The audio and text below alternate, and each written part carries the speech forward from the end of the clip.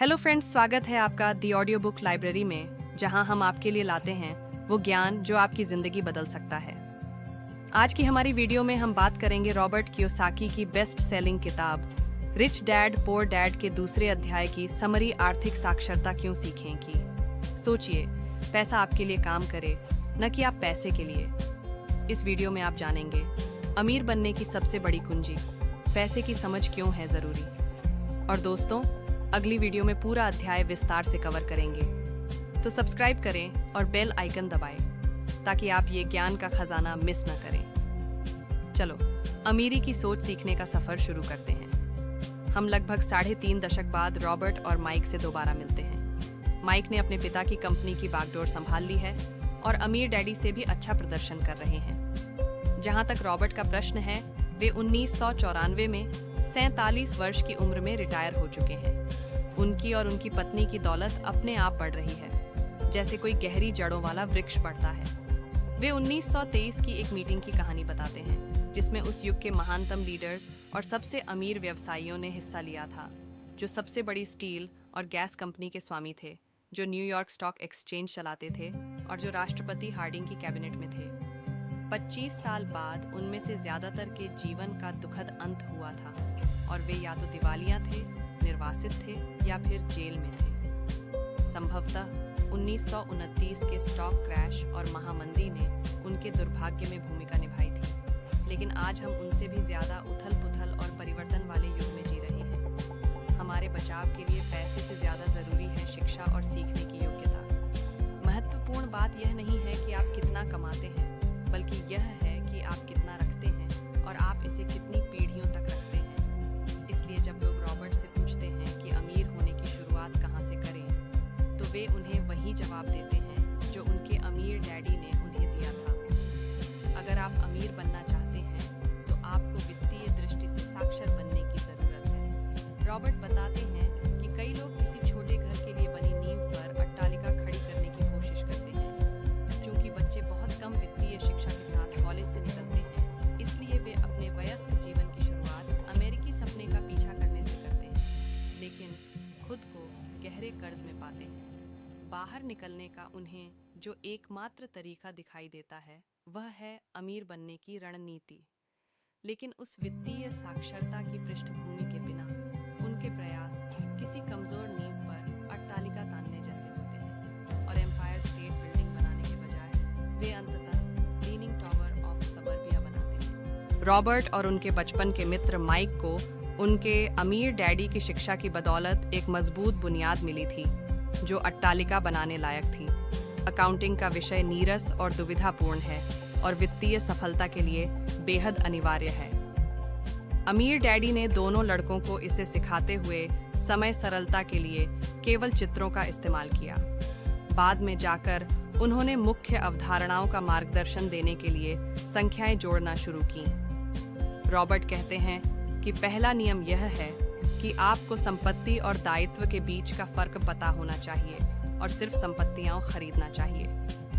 आपको बस इतना ही जानने की जरूरत है, लेकिन इसके इतने सरल होने के बावजूद यह एक ऐसी चीज है जिसे कई लोग नहीं समझ पाते हैं। जब अमीर डैडी ने शुरू में इसे 2 किशोर लड़कों को समझाया, तो उन्होंने सोचा कि वे मजाक कर रहे हैं। वयस्क यह बात कैसे नहीं समझते हैं?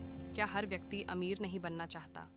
समस्या यह है कि बैंकरों, वित्तीय नियोजकों और दूसरों ने ज्यादातर लोगों को अलग तरीके से शिक्षित किया है, इसलिए उन्हें अपने दिमाग में पहले से भरे विचारों को भूलना होगा। कुछ लोग तो इतने बुनियादी पहलू पर लौटने को अपनी प्रतिष्ठा के खिलाफ मानते हैं। संपत्ति और दायित्व की सच्ची परिभाषाएं शब्दों में नहीं, बल्कि अंकों में निहित है। पाठकों की मदद के लिए रॉबर्ट वैसे ही रेखा चित्रों का इस्तेमाल करते हैं, जैसे रेखा चित्रों का इस्तेमाल अमीर डैडी ने उनकी मदद करने के लिए किया था।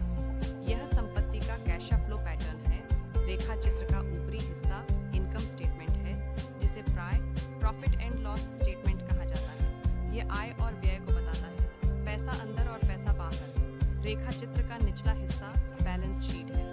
बैलेंस इसलिए क्योंकि इसमें संपत्तियों को दायित्वों के साथ संतुलित किया जाता है। संपत्तियां आपकी आमदनी बढ़ाती हैं, वे आपकी जेब में पैसा लाती हैं। ये दायित्व का कैश फ्लो पैटर्न है। दायित्व आपकी जेब से पैसा बाहर निकालता है।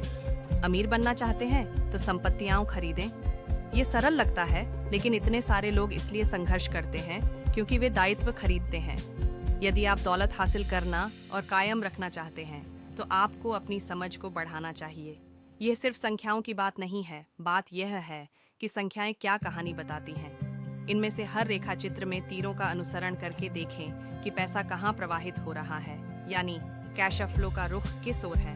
इससे आपको उस वित्तीय स्थिति की कहानी या कथानक समझ में आ जाएगा। यह एक गरीब व्यक्ति का कैश फ्लो। इन सरल रेखा चित्रों में कैश फ्लो यह कहानी बताता है कि हर व्यक्ति पैसे को कैसे संभालता है।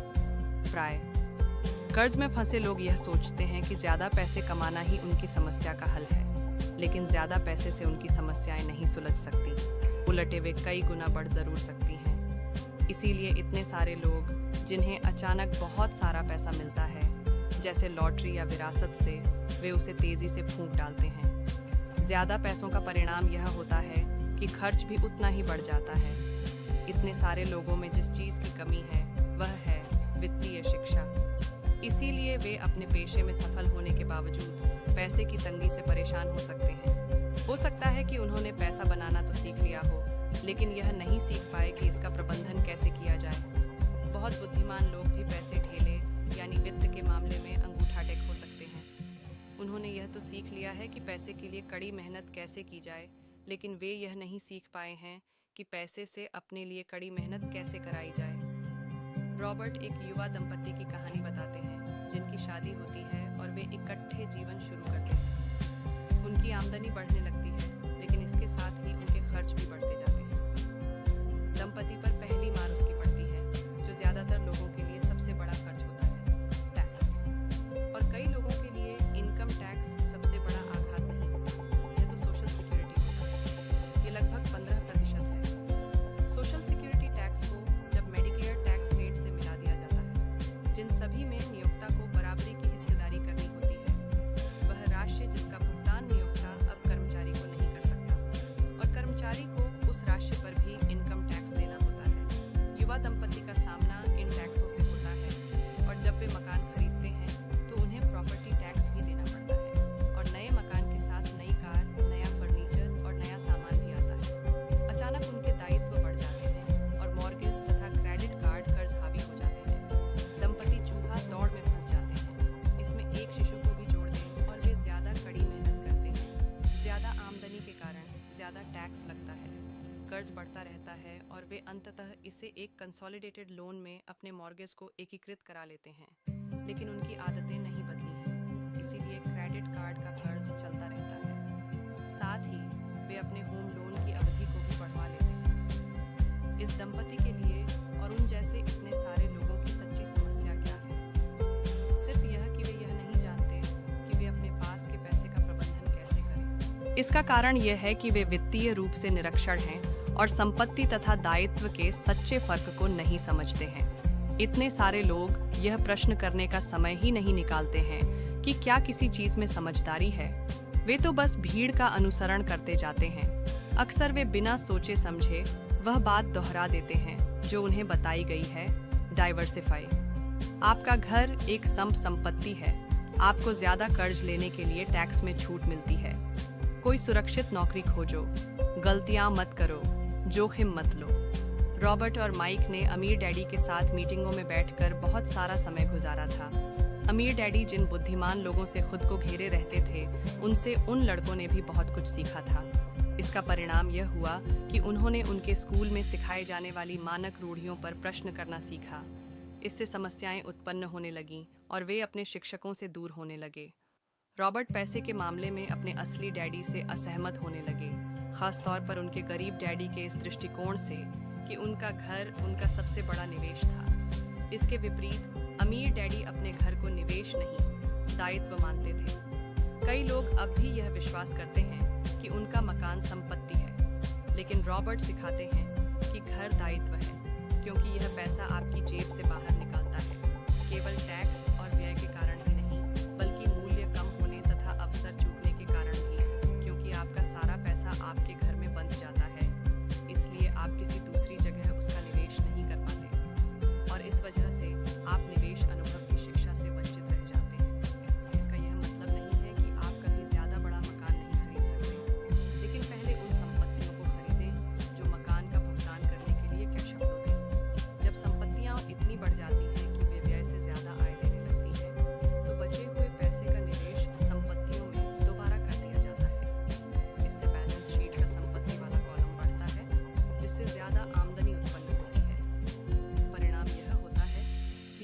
अमीर लोग संपत्तियों और दायित्वों के फर्क को समझ लेते हैं, वे ज्यादा अमीर बन जाते हैं। मध्य वर्ग चूहा दौड़ में अटका रहता है क्योंकि वह आमदनी उत्पन्न करने वाली संपत्तियों में निवेश करने के बजाय अपने घर को संपत्ति मानता रहता है। वह इसलिए भी अटका रहता है क्योंकि उसका वेतन ही उसकी आय का मुख्य स्रोत होता है, और जब उसकी आय बढ़ती है तो उसके टैक्स भी बढ़ जाते हैं। कई लोग म्यूचुअल फंडों में निवेश करते हैं, अपने खाते संभालने के लिए मैनेजर को पैसे देते हैं क्योंकि उनके पास यह करने के लिए समय या विशेषज्ञता नहीं होती। वे महसूस करते हैं कि म्यूचुअल फंड खेल को सुरक्षित तरीके से खेल रहा है और उन्हें इसलिए सुरक्षित खेलना है क्योंकि उनकी बैलेंस शीट संतुलित नहीं है। वे अवसरों का लाभ इसलिए नहीं ले सकते क्योंकि उन्होंने अधिकतम कर्ज ले रखा है और पैसा केवल वेतन के जरिए उनकी जेब में आ रहा है। अमीर बनना चाहते हैं? अपने प्रयास आय उत्पन्न करने वाली संपत्तियां खरीदने पर केंद्रित कर लें। जब आप सचमुच समझ लें कि संपत्ति क्या है, दायित्वों और व्ययों को कम रखें, आप अपनी संपत्ति वाले कॉलम को ज्यादा गहरा कर लेंगे। आपको कैसे पता चलेगा कि आप कब दौलतमंद बन गए? रॉबर्ट आर बकमिंस्टर फुलर की परिभाषा का इस्तेमाल करते हैं। दौलत इंसान की आगे कितने दिनों तक जिंदा बचे रहने की योग्यता है। यानी अगर मैं आज काम करना छोड़ दूं तो मैं कितने लंबे समय तक जिंदा रह सकता हूँ। इसे कहने का एक और तरीका, दौलत व्यय वाले कॉलम की तुलना में संपत्ति वाले कॉलम से मिलने वाले कैश फ्लो का पैमाना है। जब आपकी संपत्तियां आपके व्यय पूरे करने लायक पर्याप्त आय उत्पन्न कर देती हैं, तो आप दौलतमंद बन जाते हैं, भले ही आप धनाढ्य ना हुए हों। बाएं गोलार्ध का पल। संख्याओं को देखें और उनके द्वारा बताई जाने वाली कहानियों को पढ़ना सीखें। संपत्तियां आपकी जेब में पैसा डालती हैं। अगर कोई आपकी जेब से पैसा बाहर निकालता है तो यह संपत्ति नहीं है, यह तो दायित्व है। दाएं गोलार्ध का पल। बैलेंस शीट के रेखा चित्र विभिन्न लोगों के जीवन में पैसे की गतिविधि को स्पष्ट करने में मदद करते हैं। अवचेतन पल।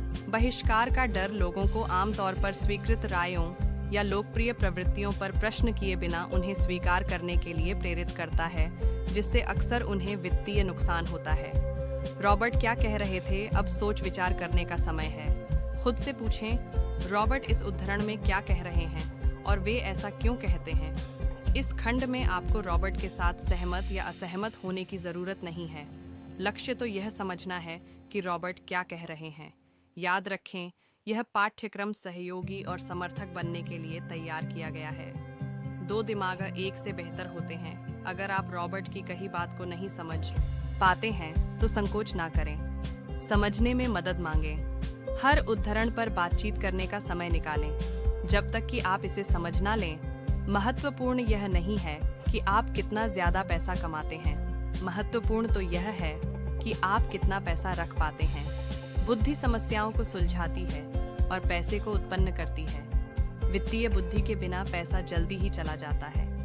अगर आप एम्पायर स्टेट बिल्डिंग बनाने जा रहे हैं तो आपको सबसे पहले तो यह करने की जरूरत है कि एक गहरा गड्ढा खोदें और एक मजबूत नींव डालें। अगर आप किसी उपनगरीय इलाके में घर बनाने जा रहे हैं तो आपको बस 6 इंच का कंक्रीट का स्लैब डालने की जरूरत है। अधिकतर लोग अमीर बनने की हसरत में 6 इंच के स्लैब पर एम्पायर स्टेट बिल्डिंग खड़ी करने की कोशिश कर रहे हैं। अमीर लोग संपत्तियां इकट्ठी करते हैं, गरीब और मध्य वर्गीय लोग दायित्व इकट्ठे करते हैं और उन्हें संपत्तियां मानते हैं। यदि आपकी आदत यह है कि आप मिलने वाली हर चीज को खर्च कर देते हैं तो संभवतः ज्यादा पैसे मिलने से व्यय में ही वृद्धि होगी।